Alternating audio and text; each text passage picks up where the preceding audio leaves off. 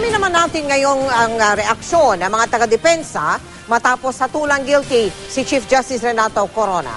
Wala pa rin sa Senado, nakatutok live si Tina Panganiban Perez. Tina. Mel, hindi pa rin alam ng depensa kung ano ang susunod nilang hakbang matapos na mapagtibay ang impeachment ng kanilang kliyenteng si Chief Justice Renato Corona. Hindi inaasahan ng depensa ang verdict dahil ayon kay Lead Defense Counsel, Retired Justice Serafin Cuevas, kumpiyansa siyang hindi makakakuha ng 16 na boto ang prosekusyon para mapaalis sa pwesto si Corona. Tanggap na nilang mas kaunti ang makukuha nilang boto kaysa prosekusyon pero nagulat si Cuevas na umabot ng 16 ang guilty votes. Bagamat tapos na ang kaso at may mga taga-depensang gusto nang bumalik sa regular nilang buhay, hindi pa tapos ang kanilang trabaho. Magpupulong pa raw sila para pag-usapan kung kukwestiyonin sa Korte Suprema ang desisyon ng impeachment court o hindi.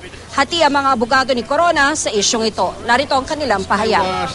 Talagang ganyan ang labanan. May mananalo, may matatalo. Hindi naman pareho, pwedeng pareho manalo. Oo. Tanggap niyo naman. Oo. Total, the remedies provided for by law are there. So you think you fought the good fight?